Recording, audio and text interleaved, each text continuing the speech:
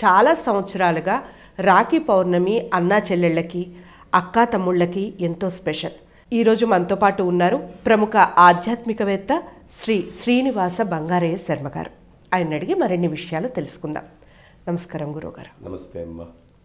గురువుగారు చెప్పండి, అసలు ఏ సమయంలో రాఖీ అనేది కట్టాలంటారు? అన్నా చెల్లెళ్ళు రాఖీ అంటే ఈ సమయమే కరెక్ట్గా ఉంటే బాగుంటుంది అని ఒక ఫీల్ ఉంటుంది. ఏ టైంలో కడితే మంచిదంట? సాధారణంగా అభిజిల్ లగ్నము అని మనం వాడుతూ ఉంటాం.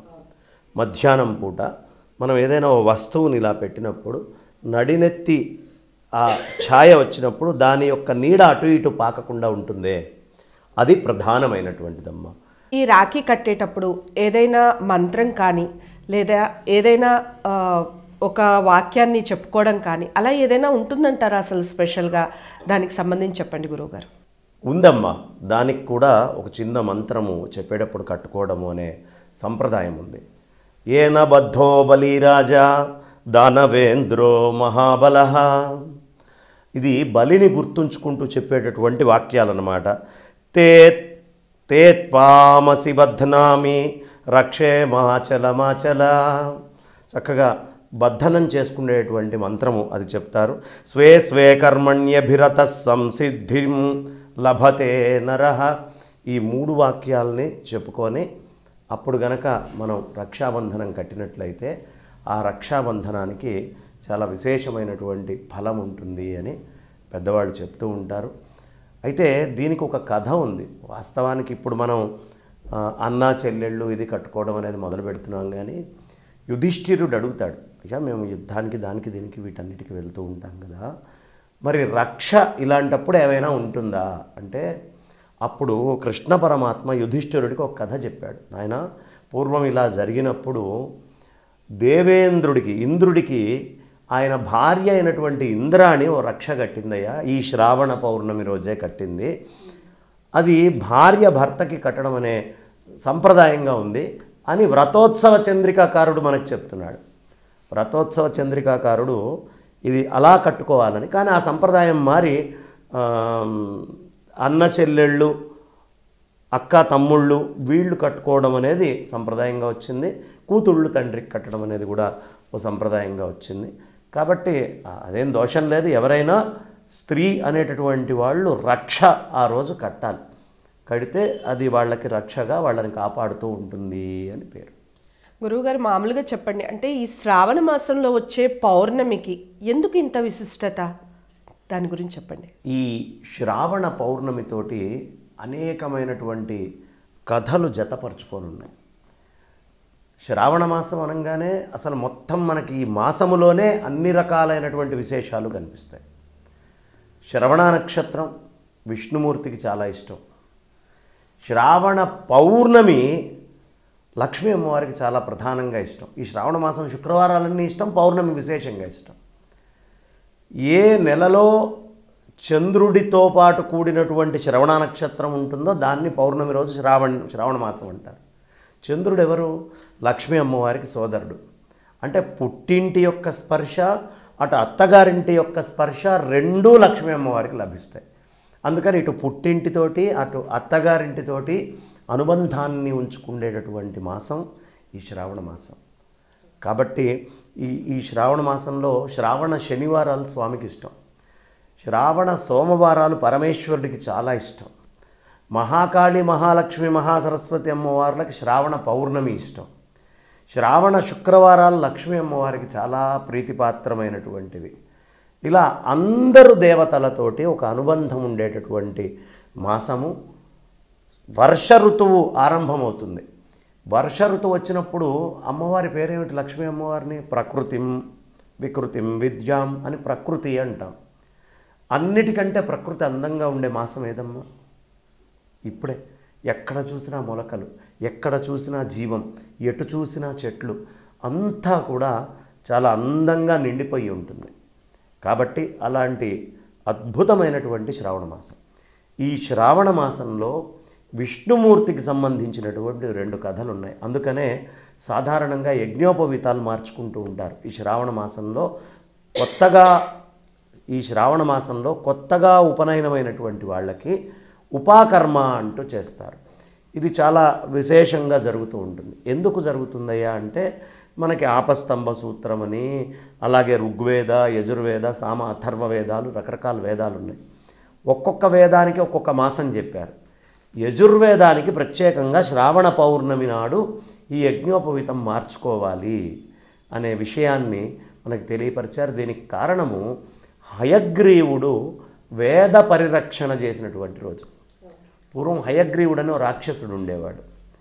ఆ రాక్షసుడు అమ్మవారి కోసం భయంకరమైన తపస్సు చేశాడు. అమ్మ ప్రత్యక్షమైంది. నాకు చావు లేకుండా వరమీ తల్లి అన్నాడు. నువ్వు ప్రకృతి విరుద్ధమైంది అడుగుతున్నావు, సరే ఇంకొక గుర్రం తలకాయ ఉండి మానవ శరీరం ఉన్నవాడితో మాత్రమే నేను మరణించాలి అని కోరుకున్నాడు. విష్ణుమూర్తి ఓ సందర్భంలో బాగా రాక్షస సంహారం చేసి ఎక్కుబెట్టిన విల్లు ఇలా పెట్టి అలాగే నిద్రపోయాడు. పోతే ఏం చెయ్యాలి అని అర్థం కాక చాలా ఇబ్బందులు పడుతూ ఉన్నారు దేవతలు.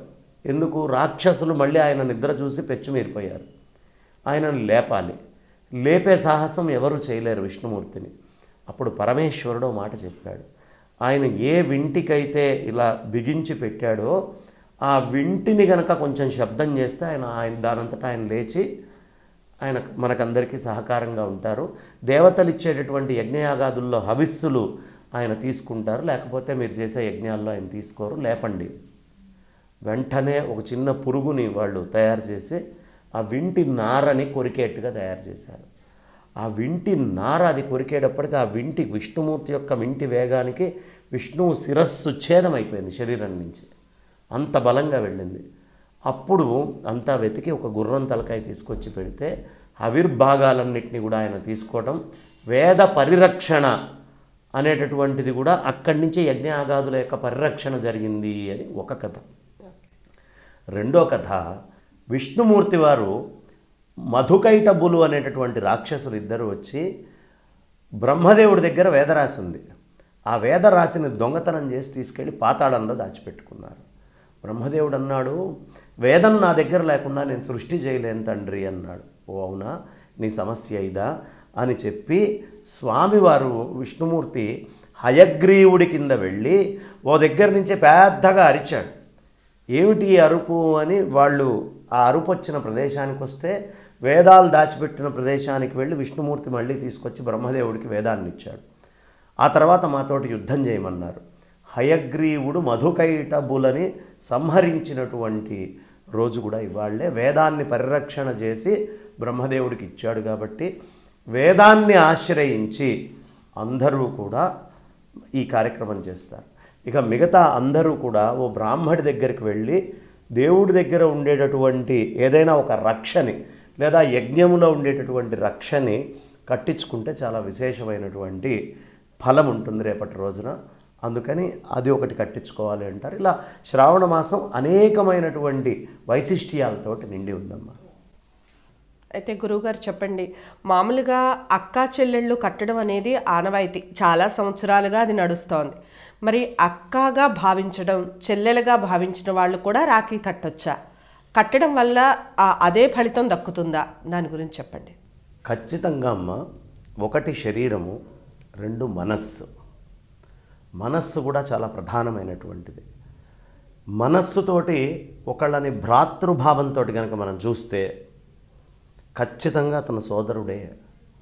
మనస్సుతోటి నా చెల్లెలో నా అక్కో అని కనుక ఎవరైనా అనుకుంటే ఖచ్చితంగా సోదరీమణియే, దీంట్లో అనుమానం ఏం లేదు. మనస్సుకు కూడా చాలా ప్రాధాన్యత ఉంది. మనస్సుకున్న ప్రాధాన్యత ప్రకారము ఖచ్చితంగా ఎవరికైనా కట్టచ్చు, కానీ తోబుట్టువు చాలా ప్రధానము. తోబుట్టువుకి చాలా ఎక్కువ ప్రాధాన్యత ఉంటుంది. ఎవరినైనా సోదరుడు అనుకొని ఆ రోజు కట్టచ్చు. వరలక్ష్మి వ్రతం అనేది పౌర్ణమి ముందు శుక్రవారం చేసుకోవడం అనేది ఒక ఆనవాయితీ. అది కూడా చాలా సంవత్సరాలుగా వస్తోంది. మీరు చెప్పిన దాని ప్రకారంగా అలాగే చేసుకోవాలి, అది ఓకే. మరి వరలక్ష్మి వ్రతం ముందు శుక్రవారమే చేసుకోవాలంటారా, తర్వాత చేసుకోకూడదా? దాని గురించి చెప్పండి. సాధారణంగా శ్రావణ పౌర్ణమి పూర్వస్థ శుక్రవారే